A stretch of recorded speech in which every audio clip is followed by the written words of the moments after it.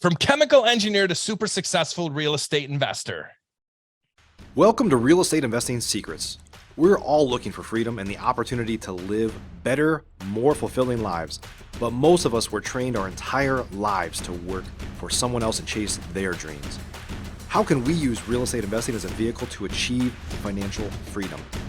My life is dedicated to answering your real estate investing questions and helping you build an investing business that allows you to change your life and the world around you, and to enable you to turn your dreams of financial freedom into a reality. My name is Mike Hambright from FlipNerd.com, and your questions get answered here on the Real Estate Investing Secrets Show. Hey, Matt, how you doing today, buddy? Dylan, how you doing? Great to be here. Awesome. Yeah, super excited to have you here. So you are on the Real Estate Investing Secrets Show on the Flip Nerd Podcast Network. For those of you listening and watching, make sure that you subscribe and go back and watch all or some of our 1,500 previous podcasts where we share real estate investing secrets to help you make more money as a real estate investor. So I'm super excited. I have Matt Pezon on the show today. Matt, you are from the Lehigh Valley area in Pennsylvania. Why don't you tell everybody a little bit about how you got started in real estate? Yeah, that's great, Dylan. And thanks again so much for having me. I'm honored to be your guest. So to get started, I maybe it's unique or maybe not, but I backdoor found real estate. I had always wanted to be a chemical engineer. I think I'm the fourth generation engineer in my family. And I actually found real estate investing overseas, which sounds a little odd. I was awarded a Fulbright scholarship to study my MBA, and I did it in Madrid, Spain, all in Spanish, no English, every negotiation, every test, every presentation. It was all in my second language. So the one class and one module that I did that really stuck out for me was there was a small portion on real estate investing and on debt specifically. And we covered stocks and bonds and all this other stuff, but it was a little abstract for me. And I really honed in on that finance and debt portion and the real estate investing side. And that's where I actually discovered real estate investing. I had no intention of getting into this business. No one in my family's involved in this business. And it was not even in the United States. So it was really backdoor. But once I took that class in the beginning of the program, I knew that when I got back to the States, I was just going to figure this thing out. And that was in early 2014. And then I bought my first property then in October 2014, after I'd been back for 6 months. So that's how I got started. Interesting. So you shared with me earlier your age. You look like you're about 18. You speak like you're about 45. I can tell that, you're well-read and that you've studied a lot. So you've been in real estate. You've been an investor since your mid to late 20s, right? If I'm doing my math correctly. So I don't want to know what you're doing yet today, but tell us about your first deal coming back from Madrid, Spain, and you're coming back. You've got your MBA. You're ready to rock and roll, and you're a chemical engineer. How do you start doing real estate deals? Yeah, I didn't know right away, and I had to figure it out. So I was going to some of like the RIA local meetups and stuff like that. And I got involved with a group of people that, at the time there were foreclosures, there aren't anymore, but every Saturday I would get up at 6 a.m. So all my other friends were, they had been up late the night before or whatever they were doing. I was getting up at 6 a.m., meeting a group of investors for breakfast. We'd get breakfast from 7 to 8:30, and then we'd go around town seeing these foreclosures. And I went into hundreds of properties. Probably before I bought my first property, I probably went into maybe 60 or 70. And then I just put in an offer. I was surrounded by a group of people that were experienced, there was a property manager involved in that group. They showed me the ropes, so to speak. And that's how I got started. I bought the first deal, and then I just kept buying after that. So was your first deal a residential property? Yep, that's right. Yeah, it was a single family residential property in Allentown, on the east side of Allentown. Gotcha. So fast forward 8 or 9 years later, what are you focusing on right now with your company? What type of acquisitions, what type of properties? Usually we're buying properties in 3 to 6 units. I still buy a lot of single families. I bought probably 20 this year so far. Just looking to continue buying 1 to 6 family properties. So what do you like about the 1 to 6 properties versus you and I know a lot of guys and gals from around the country, right? And they talk about, and we watch podcasts, we're on a podcast. They talk about you want to be 100 units plus because of management, or you want to be at 250 units so that you can syndicate. But I think it's much more digestible for most newer real estate investors, or maybe those who've been in the business for a long time and haven't kind of leapt into the multi-unit world. What do you find interesting, and why do you focus in that 3 to 6 unit range? Yeah, I think for two reasons. Usually when I buy, I try to add value, and generally there's the most value available. So if there's a distressed situation where a seller has to sell due to either repairs or there's some other issue going on, I'm able to come in and solve that problem for the seller, which I really like. Now, in maybe 20, 30, 40, 100 plus unit complexes, historically up until now, now there are good deals, but it's a little bit more difficult to find, I found. Whereas the 1 to 6 family space, I think there's opportunities to add value everywhere in this market, and so I like adding value to the seller. But then on the other side, I get to add value for the community, because typically the end buyer is an owner occupant, a first time homeowner, and it brings me a lot of personal satisfaction to sell a home to a family where this is their first home. I'm able to, after maybe 5, 6, 7 years, renovate again and sell to a first time homeowner, which is a really good feeling. It's traditionally in the Allentown and Lehigh Valley market, in the urban cores, a lot of the product is owned by investors like me. So recycling some of those properties into the hands of someone who will live there is quite frankly satisfying for me as an investor to repurpose those assets. Gotcha. That makes a ton of sense. And before we got on, Matt, you kind of enlightened me a little bit to what's going on in Allenton and the Lehigh Valley area. Myself, I'm from Detroit, so we've had a lot of revitalization there in the last 6 or 7 years. We were the laughing stock for a lot of years. The Rust Belt, it's tough, right? You're a Pennsylvania guy. I'm a Michigan guy. Ohio, Buffalo. You get out of New York City, and it's tough, right? They're gritty people, and we have to work hard. But the market has changed, right? In the last almost decade or half a decade, it's been a very positive, I think, a big uptick. So share with us what's going on over there in that Lehigh Valley. And you talked about the proximity to the bigger cities. Yeah, absolutely. And it's we were talking before. It's funny, as you're from Detroit, and even when I was in Spain, a lot of people knew the Billy Joel Allentown song, and it's really given us a bad reputation. And there's even marketing literature from the big developers now about Billy Joel's wrong and all this stuff. But basically, what's going on in the Lehigh Valley is due to the proximity, and I think some of these trends have been. There's a high cost of living in New York, New Jersey, these urban centers, and people are migrating. We saw a big shift in population during COVID, and that has certainly accelerated to our area. Easton borders New Jersey, Bethlehem, Allentown. We're right on the border with New Jersey, right on that 78, 81, 476 corridor, right within. We're within a one-day truck ride from 40% of the U.S. population on the eastern seaboard, and so that has driven logistics development. It's driven a lot of growth in this area due to Amazon and the rise of e-commerce. And so our area has really benefited from that. Like I said, Boston to DC and further south is accessible within a one-day drive, and it's just caused the area to boom. Yep. So I'm curious. You're a decade younger than me, and I wish I was a decade younger still. But so I think you're kind of in between I don't know what they're called, the Zennials and Gen X. So maybe you're a Gen Z, whatever that is. I know your age. What do you see happening, I guess, post COVID? I don't know if COVID's the reason, but just as the world's changing from, like rotary phones and dial-up internet to where it's gotten today in 2022, what do you see happening, I guess, for those big urban centers? And you talked about, being able to live outside of New York City and still work in New York City. What do you think is going to happen over the next decade, in your opinion?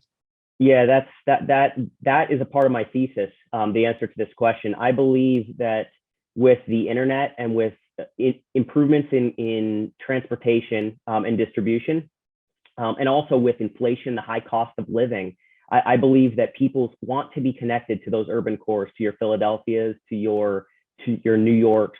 that entire area along there down to your Baltimores, up to your Bostons. But a lot of people are going to struggle to afford it. The wage gains haven't really kept up with inflation, and people are feeling the pain throughout the country. Housing costs are an issue. It's difficult to build product in these urban areas at a price that people can afford, and developers are having a hard time to bring new supply on board because of the escalation in costs to develop, the regulations, the costs, financing, and the interest rates are going up. It's difficult to bring new supply on, and just having the land. The Lehigh Valley in this area just outside Philadelphia, New York, has a lot of the solutions to these problems, which is why we're seeing new supply coming on board here in downtown Allentown, in Bethlehem and Easton. There's just the cost of living is cheaper. There's a great quality of life. I'm looking out my window at the Blue Mountains right here. We have the Poconos 25 minutes from where I'm sitting. You have skiing, you have the ocean about an hour and 15, an hour and 30 minutes away without traffic. You have the urban cores you can go to now after COVID, that there's theaters, there's these districts that are opened up again, and people want to have an affordable place to live, but still be close to those areas that they can go to.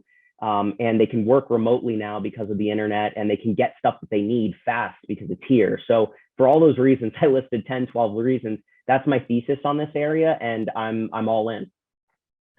Yeah, as when we spoke earlier, I was a little surprised because I know, I would say you're probably one of the more intellectual investors I know, or that I've talked to recently. And it surprised me that you've stuck close to home, because you do have a lot of units. And most times guys or gals are kind of like reaching out, and you're like, I'm from Lehigh Valley, but I'm looking in Arizona and in Florida and in Texas, all the different places where everybody, it's sexy to own real estate, but you believe in what's going to happen over this next decade or two or three. And I kind of agree with you. I think being close to those places helps. You could be up in the mountains and a million miles away from everything, and because of the internet and what we can do today, get more done. But being close, like you said, you guys are how far from New York City or the heart of, I don't know, whatever the heart of the city in Jersey is you guys go to do business? Yeah, New York's an hour and a half, hour and 45 minutes, Okay. depending on where you are in the Lehigh Valley. It's very, very close. You could be in Midtown Manhattan in an hour and a half. Yep. Right. Yeah, that's Yep. amazing. So you could take a super important meeting, but still live somewhere where the dirt is cheaper to buy, right? And That's the right. developers. So I personally build homes, right? So I understand the whole development game and how they call it being squoze. I don't think that's a true finance term, but the developers are being squeezed from both ends. So the price of materials has skyrocketed. The price of labor is skyrocketed, and there isn't much labor anymore. And interest rates have gone up now. So it's definitely tough. It's almost like there's areas where you can get lots, to build homes on for free, but you still can't build and make enough money because you have to build a certain size home, to make a profit. So I think you've kind of outlined that section there where you're in that happy medium, and there can be development because, Pennsylvania and New Jersey, those are old states. So they were developed a long time ago. So it probably surprises others just like myself that there's still tracts that can be developed, or maybe even more likely redeveloped. Oh yeah, that's absolutely right. And really the main driver for that redevelopment, in addition to having the land, you also need people. You can't just have land. And there was an article that came out in the Morning Call, a local newspaper here, that the Lehigh Valley is poised to take on. There's 687,000 people in Lehigh and Northampton counties. By 2050, it will increase by 100,000. And you really can't say that about most other counties in Pennsylvania. A lot of, if you go west to Pittsburgh, central, north, even southern Pennsylvania, populations are declining, but not in this area. And that's why, frankly, I happen to live here just by where I was born and from. But I would have sought out an area just like this anyway. Jobs are coming here, logistics is coming here. It's a diverse economy, and there's over 100,000 people expected to move here in the next 28 years.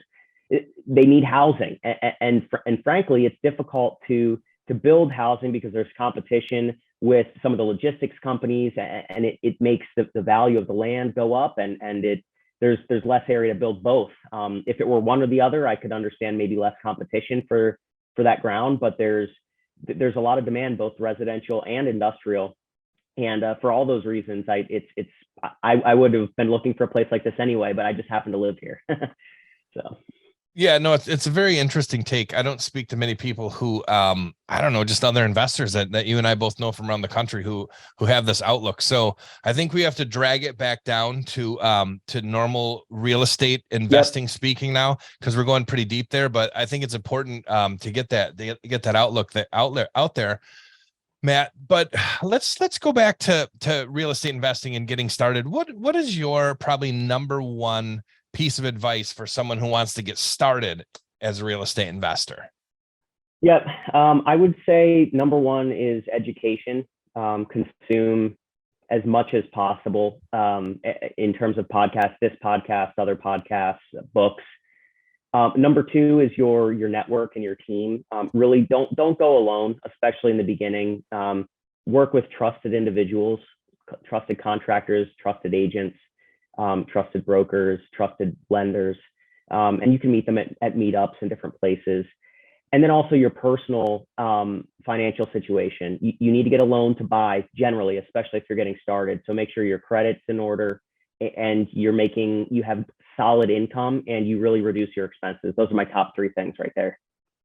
Gotcha. So that led into my next question. Networking super important. I know that it's been a huge function of my business since I became a full-time entrepreneur and even before I was full-time. So can you give an example or two of where networking and knowing the importance of that has led to some positive things in your business? I'll give you the perfect example that 30% of the properties in my portfolio were referrals from others. It's not necessarily direct from sellers as a result of my marketing, it's relationships. Specifically with two individuals that have really helped. So it's just another avenue to find opportunities. But outside of just deals, I mean, it's absolutely a people business, and so you need to have a good lender, someone who understands investors, not just a typical, well, put X down and here are terms and take it or leave it. Someone who really gets you, who can work with you. The right insurance agent, the right contractor, the right manager. Oh my gosh, you need you should manage your own property to start, or properties up to a certain number to really cut your teeth. But your property manager, I mean, that's someone that it's a long-term relationship. You're married to that person. So, I mean, your network is huge in this business. Yeah, and I love what you said there about acquiring properties. So you and I are both in Investor Fuel. It's a nationwide mastermind founded by Mike Hambright, who also started this, the Flip Nerd podcast here. But and that's where we met. So we get together with about 150 guys and gals every quarter. We get to help each other through challenges and listen to what's working in their markets and just really kind of build a brother and sisterhood and share information and be there for one another as a support. But something that I listen to, I don't know how much you hear, but I hear how much all of the different members are paying per acquisition, right? So being in Pennsylvania or Michigan, I would assume it's a somewhat similar cost, right? So what we're talking about here is how much we pay in marketing to buy a property, whether we're going to buy it or keep it, flip it, rent it, rehab it, whatever it is. So say that's $3,000, $5,000, $7,000, something like that. In Dallas, it's like $14,000 or $16,000 or $18,000 to acquire a property. So what I'm hearing you say is that 30% of the properties you own, your portfolio, have come, at least 30% of them, from relationships. So yeah. I would imagine that you're probably at a $5,000 to $7,000 on the high side, cost of acquisition in your neighborhood, in your area. So just think how much money that you've saved or gained, whichever way you want to look at it, using those relationships, and not just focusing on the relationships to buy more property, but as a whole, those relationships are so important. Like you said, as a people business. So yeah. Matt, I don't know if you can share, if it's too private, but can you share a little bit about with one of those individuals or companies that you were able to buy a bunch of properties from? Like, how did you build that relationship? How did that deal come together? Yeah, so I'm involved. I'm a volunteer at the Real Estate Lab in Allentown, and we basically, the Real Estate Lab's purpose is to educate and to provide real estate entrepreneurship coaching to demographics that have historically been excluded from real estate ownership. impoverished or excluded groups. And so through this program, we basically offer knowledge, networks, and capital to the students so that they too can invest in real estate. It's not investors from outside of urban cores that purchase properties. We're coaching the people, we're providing credit counseling services, we're providing income counseling services and real estate coaching services to these residents of downtown Allentown so that they can buy properties. We believe that's the most powerful way to help groups that historically haven't owned properties to get into them. So to answer your question, it was through that group.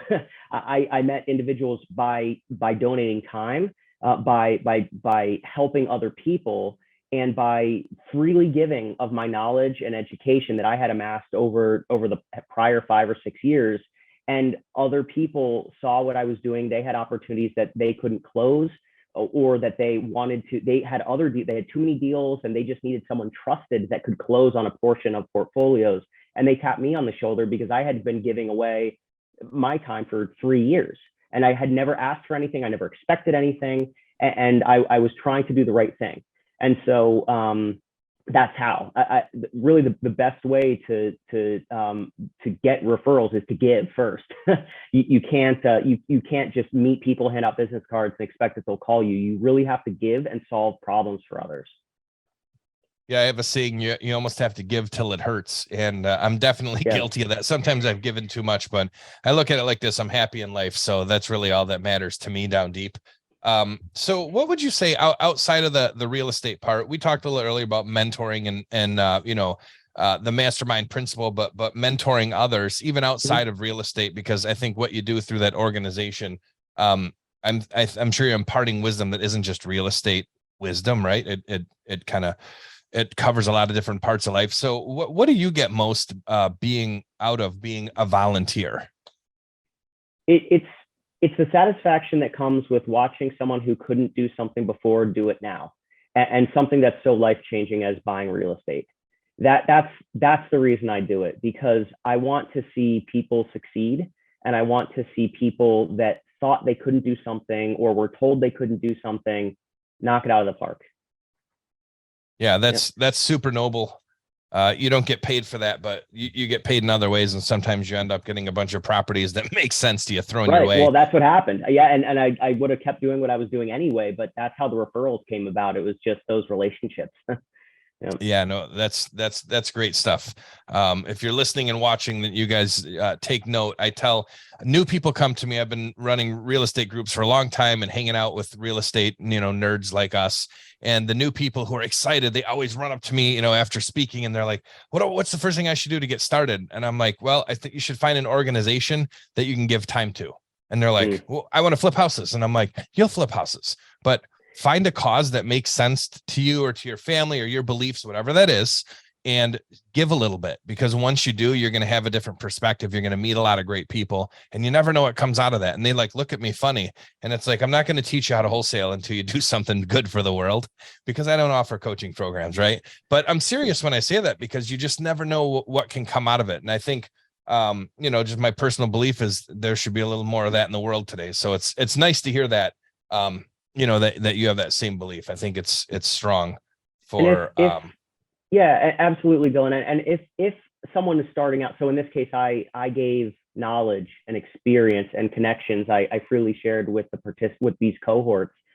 But so if you're just starting out and you don't have those things, well, what can you do? And if you're looking for a mentor, what do they need that you can help that person with? So is it running around and checking up on properties, doing inspections, quarterly inspections? Find out, if you're trying to learn something and you want to gain knowledge, what can you give first? What do the investors or wholesalers or flippers that you're working with, what do they need? Find out and give it to them, for free, and they'll reciprocate. That's the best advice that I think I could give to someone getting started. If you don't have knowledge, no problem, but you have time, you have energy, you have other relationships, connections that you can offer, and you have hard work. So offer one of those things and help someone out and see what comes your way. Yeah. So every guest I have, we talk a lot about networking, because it's important to me. It's basically how I've met every single person who's been on the show. And you guys always kind of say the same thing, right? You're like, give before you receive, show people value. I don't care if you know how to pick up buckets of paint or whatever that thing is, right? Because if you don't have the knowledge yet, there, you have to gain it. And just going to, to classes or taking courses or boot camps, that's not going to do it. You need real life info from people who are actually doing the business. So that's kind of a common theme. So it's funny that you bring that up, because it is very, very true that that there's a lot of investors out there who will help other investors, but they don't even know what they need. So it's kind of like, hey, I'm here today. Tell me what you need me to do. And then all of a sudden you can just absorb a lot more knowledge. So what would you say so far, Matt, in your career has been your biggest real estate investing mistake? That's a tough one, because I've made a lot of mistakes. Being on the show as of right now is your worst mistake, right? Well, it depends how I answer this question. We'll see. Right. No, I would say that the first, so I tried to do a flip, and I wasn't prepared to do it with, I'm not really I don't have a good design eye, and I didn't fully understand all the decisions I would have to make. And I wasn't at that time, a good project manager. I am now, for making a lot of mistakes and screwing up projects for years. But the flip that I tried, and now looking back, it would have been a great property just to keep, but I was paying the contractor on basically whatever he got done that week, I would pay him for. And so there was no incentive to get anything done. My debt was expensive, it was a hard money loan, and the contractor was also doing lots of work for other properties. And so my property was really down the list for him in terms of what he wanted to get to. And he got paid every week. He'd show up, do a little bit of stuff, and that was it. So I think that was the fourth or fifth property that I purchased. And I think I lost $5,000, and it took a year, and it stressed me out. It really, really stressed me out. I swore I would never flip again. And, but then I ended up doing it later and doing it right. And it was great. But I was unprepared for the people management, the hard money loan. And I just wasn't really prepared to run that type of a job. I'm more geared for long-term investing, and that flip hurt. Yeah, we always learn more from our losses than our wins, I believe. Anybody can hit a home run once in a while, but when you strike out 20 times in a row, you start to learn how not to strike out when you're up at the plate. That's for sure. And being humble and knowing that is important. And I think, we all have a unique ability. I'm not a long-term hold guy. And I used to always joke with people, especially local people at my meetups, like, hey, I hate being a landlord. I don't want to be a landlord, but I know what I'm good at. And you talked about like a design I used to love rehabbing because I love the whole design, aspect of it. And you're like, I don't care about that. I just want a great product I can deliver and keep, renting out year after year after year and building a portfolio. So I think for newer investors, you have to try out a few different parts of this business and just see where you gravitate toward. Because again, like we talked about when you were 15 or I was 15 years old, we probably never thought we'd be sitting here talking about this, or even some of our achievements, being humble, but some of our real estate achievements. The first year we were in real estate, how would we have ever thought, we'd be where we are, and hopefully where we will be right in the future. So what do you think your best education has been, whether it's been paid for or through personal mentors, but helping you become a better real estate entrepreneur? I think the best education, well, there's two best educations. The first one is a lot of free content like this. I've listened to tons of audio books. I've read physical books, mindset books.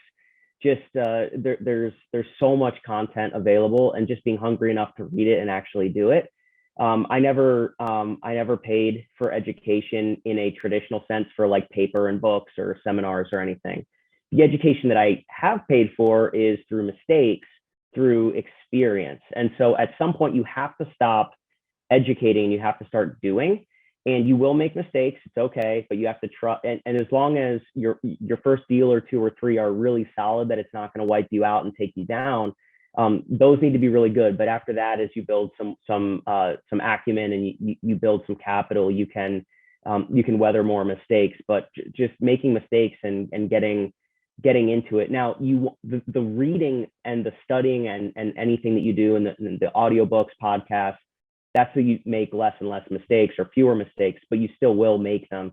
So you have to at some point transition to doing. The best experience, the best way to learn is doing, but don't do before you read and learn, and practice first. Otherwise you could get burned. Yes, this is true. So you brought up a good point. You talked about mindset. I think that, when I study and I'm lucky again, I get to help facilitate an investor fuel. So I get to be a part of a lot of these, the members, what they're going through and trying to solve, right. Or even what they've had success with. And I look at those guys and gals, and most of them are pretty advanced real estate investors. The top-notch members of the group are doing hundreds and hundreds of deals a year, right? So you can learn a lot from these people. And I watch what they do, and it seems like mindset, every step that we take, mindset becomes more and more important.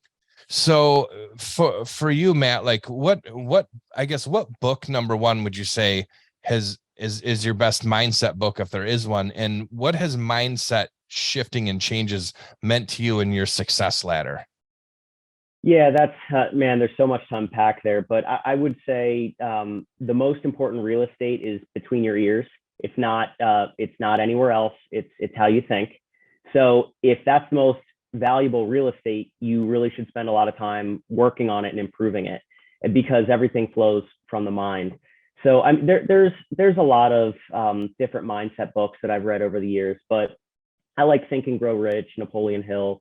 It's a classic. For me growing up, I learned a lot of negative money and wealth beliefs. So for now, I don't know, depending on the listener, they might have grown up differently. They might have had a different blueprint, but T. Harv Ecker's book about what's it called? The Secrets of the Millionaire Mind, I think. Yes. That was a really important book for me, because I had to unlearn certain things that I learned growing up, and that weren't helpful for me to starting a business, being an entrepreneur, and adding value in the world. I learned other things, so I had to unlearn. So I would say those two: Think and Grow Rich and T. Harv Ecker's book. Yep. Yeah, I think that's great. Think and Grow Rich is like the business Bible to me. I think the first time I read that, I was probably, younger. You were younger. I was younger, but you were just a kid, and it just changed my mindset to say, wait a minute, some of this weird stuff I've been able to achieve. And I was in my early 20s. I'm like, how was I able to achieve that? And it's kind of like, this is how, buddy. You just have to believe, right? And again, being Midwest, I make this joke all the time. Like the county that I'm from in Detroit in Michigan, like people do their own breaks in the front yard, right? So it's a Midwest way of thinking. So you have to have that shift. You don't have to, but I think if you want to get to 3 or 5 levels past where you ever thought you could even get to, the Millionaire Next Door, idea is okay, but it's really hard to save your way to being a millionaire. And let's face it, being a millionaire today isn't what being a millionaire was 20 and 30 years ago when some of those books were written, not Think and Grow Rich, of course, but like the Millionaire Next Door. So I think that's really important for the listeners and watchers. Make sure that you're working on that real estate in your mind, because no matter what, I joke about this with a lot of my friends on the show, Matt. It's like, you're never going to see me down. Because even if I am, I'm not, because there is only one place to go, and it's up, right? So I have to be positive, because you have to control your own mind. And as an entrepreneur, it's us against us. I don't care if we have partners, spouses, any of that other stuff. If we're not right up here, then everything else is gonna crumble. So we have to be positive and be around the right people. Again, that's building your network, that's doing the right self-education, and really just being in control of yourself. A lot of new investors I talk to, they're like, how do you get started every day? How do you keep finding deals? All that other, all those other questions when you don't have somebody telling you to do it. And that's the difference between being a true entrepreneur and self-starter and just being employee minded. So when you made that shift, and this is why I brought that up, let's go back to the chemical engineer. So you went to school, you have a very serious education, and again, that's, admirable. But then all of a sudden you're, maybe in your parents' eyes, you're ready to crumble up that diploma and throw it all away and become a real estate investor. So how do you go from and I'm sure you could be an entrepreneur as a chemical engineer, but more than likely you're going to work for a big company or the government. So how do you go from that mindset to, hey, I'm going to wake up every day and just figure out what I'm going to, do for the rest of my life? Yeah, I mean there's a lot there, but I double hatted for years, and so I was I bought only recently did it was just very recently that I moved on from my full-time job, and I had been purchasing properties nights, weekends, taking half-day vacations for a long time, and for almost almost 9 years. So it was not I'm just going to quit and do this. I took it. Now it's probably the chemical engineer in me, and there's different ways of approaching this problem. So I'm Right. just saying what happened for me, but I saw the value in keeping my full-time job because I could get better loan terms. The banks loved it, making a good income, and the education credentials. Yeah, that came along with you're that. much more lendable. Yeah, the bankability was huge. So for the listeners, as you're getting started, it really comes down to, it's your mindset, but it's also how much money are you making? How much money are you saving? And how can you prove to someone like a bank that they should give you money? And it really comes down to how do you manage your personal funds, your personal budget? What's your credit like? And double hatting and having that income is so valuable as you're getting started, because banks will love it. It's predictable. So they want to, at the end of the day, they want to get repaid. And so that's why I kept my job for so long, probably too long, actually. But that was the reason, was for loans and getting good lending terms. Yeah, I think it's a huge shock when I spoke to someone yesterday and they said, hey, I'm a full-time investor now and I want to buy a new house, right? So they're like, how long do I have to wait until I can get a mortgage? Now, I'm not a mortgage guy, but I know pretty much what the rules are, right? And I'm like, well, you're going to have like 3 years of 1099 income. Right. And they're like, no, there's no way. And I'm like, yeah, it's 100% way, unless you've got a whole bunch of cash in the bank. But I'm like, you just left, the golden goose. Now, hopefully it's going to be for the right reasons and you're going to be super successful. But, and they were really surprised about that, because when you've got a 740 credit score, you make 120 or 150 or even $60,000 a year, you can get a mortgage like that if everything else is in line. As soon as that stops, it's like, I don't know what, but it's like pushing a golf ball through a garden hose. Like, it's just not going to work that easily. That's right. Well, and the other thing too is, another mistake that newer investors make is they'll just jack up their property with expenses because they're on their tax returns, because they don't want to, I don't want to pay tax, or, and it's some small amount of tax based on your cash flow. And then now next year or year later, and I've heard stories where then they quit their job, but their properties aren't cash flowing, and now they're struggling to get loans, but they quit their job and they have to go back. And you just need to think through all these things, and don't quit your job too soon, because you can find properties on nights, weekends, taking half days if you're really committed. That's what I did for 9 years. And just don't quit it too soon. It is really, a lot of people look at a W-2 job as something that is just a grind. I have to do it, and I someday I want to be my own boss. You can, but leverage it for what it is while you have it, and you don't have to move on too soon, because there are benefits. Health insurance is another one. I mean, you could easily spend $1,000, $1,500 a month on health insurance for a family of 3 or 4. So take advantage of the job while you have it, and leverage it. Yeah, no, I totally agree with that. I think I've had guys come to me for years and years, and there's so much glory in being a full-time real estate investor. I'm a real estate investor. I'm an entrepreneur. I quit my job. And some guys who still have jobs, I know, and ladies too, like, they still kind of look down. They're like, yeah, I'm still working, but next year I'm leaving. And I'm like, don't leave to leave because it's the right thing to do. But why don't you have a goal to buy 7 more rentals between now and then? I don't care if you seller financing, hard money, bank money, whatever you have to do. And why don't you replace, another week's income between now and next year, or another, triple that, quintuple that, whatever you can do. And I think that there's just like so much false glory in being a full-time real estate investor. And I tell guys all the time, like, please don't quit your job, because when you do, don't tell me that I'm the one who had you do it. Because just because you have one lucky deal or one lucky quarter, you can have a lot of unlucky quarters. So Yeah, you've got to be intelligent and use that for all it's worth. And it's a lonely road as an entrepreneur. And this is why guys like you and I know each other, and we're involved in some of the organizations that we are, because you're looking for those like-minded people. And nothing wrong with my friends and family, but they think a lot differently than I do, right? So if I'm sitting down at a family outing or going to a big party, it's really hard if they're not real estate nerds, again, to talk about anything, because I'm from Detroit. So am I going to talk about the Lions? Come on. So I can't talk about football, right? And like all I can think about, just like you said, is we're running numbers in our head, or just thinking about different scenarios, or things that the average person doesn't care about. So we've got to find our tribe, right? And you can definitely do that, part-time, and build that out until it's time for you to leave your real gig. But what let's lighten it up a little bit, Matt. What is your funniest real estate story of all time? Oh man, the funniest. Gosh, a lot of the stories aren't funny. I mean, I gotta, sometimes they're hard, but I mean, so funny.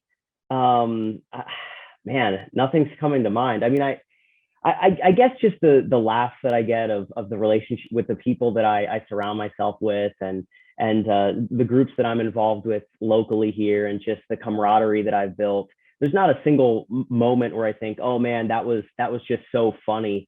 But it's just the day in, day out, and the relationships that I've built, people going along the same journey with you, that really make life worth it and rewarding. Just the local relationships that I have, and my family's super supportive, and so I can't think of a specific moment, but it's just the people really that make it the best.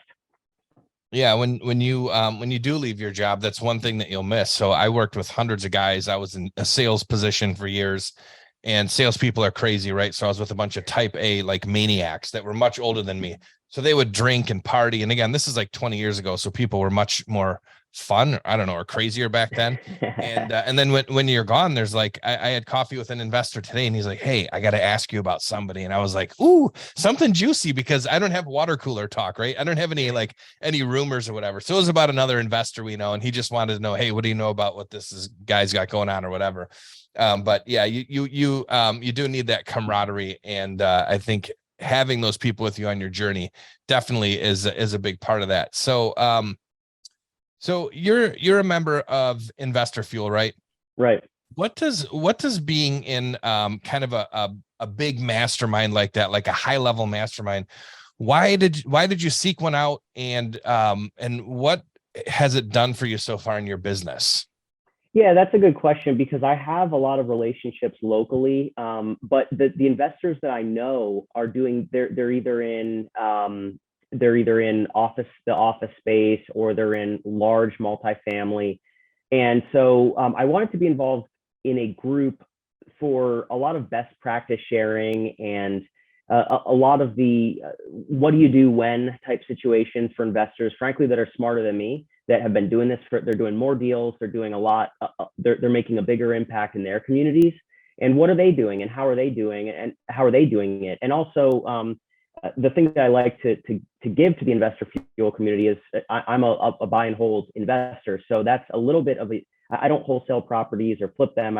So that's value that I thought I could bring to the group, because there are larger buy and hold investors in the group, but a lot of times there are a lot of wholesalers and flippers as well, or other people that do both, right? So I just felt that it was a good fit for me, that there are a lot of really, really smart people that I didn't have access to locally. And I was very right. You're always skeptical when you see it's going to be so great, or, oh, it's the best people. Like, yeah, of course, that's what everyone says, and it's your marketing literature. But like, I went to events, I met people, I talked to them, and now I'm using vendors that were referred to me through the group. And my business has grown, I think, a lot in part to the Investor Fuel community. So that's why I joined. I love the group. Yeah, no, that's good to hear. I was the same way. Been in real estate investing for a long, long time, right? I've seen all the gurus and all this other stuff. So when I showed up to my first event, I'm like, all right, if there's anything weird I don't like here, I'm not staying. Because I was super skeptical. And then all of a sudden it was just open arms, and just people sharing secrets. And it was like, it's hard. locally you're just not going to find super successful people and like a whole bunch of them. And then a lot of times they kind of have that lone wolf mentality, and I don't want to judge them, but they don't want to tell you their secrets. And I get that. If you and I live next door to each other and we're sending letters to the same probate situations, I don't want them to mimic each other. But the reality is no one's going to be exactly the same as me, and no one's going to be exactly the same as you. So I think it's much more okay to be giving than to have to, be restrictive with your information. But that's the way it's always going to be. People are always nervous because of their competition, but you don't find that in these, in these big groups like Investor Fuel, because even if there's multiple guys from Pennsylvania, there's multiple guys from Michigan, but I don't care. I'll share my secrets, right? Because there just becomes I don't know if it's a camaraderie or brotherhood, like I said earlier, but it's almost like when someone from the group texts or calls me, I have to answer them. And I'm like compelled to do it, because I'm like, oh, Matt wants to know about this like document or whatever. I'm like, I have one of those. So as soon as I get back to the office, I'm going to dig through my hard drive and send it to him, because that's just what you do, because we all kind of like made a pledge to each other. And it's cool to have that. And, I always tell people, even locally, if you've just started in real estate investing, or if you're an entrepreneur of any sort, you need to build that mastermind up. It's different than mentoring. Masterminds, can have mentors in there, but it's really like, Matt has this issue, I have this issue, we've both solved it different ways, and maybe combining those is 10 times more effective.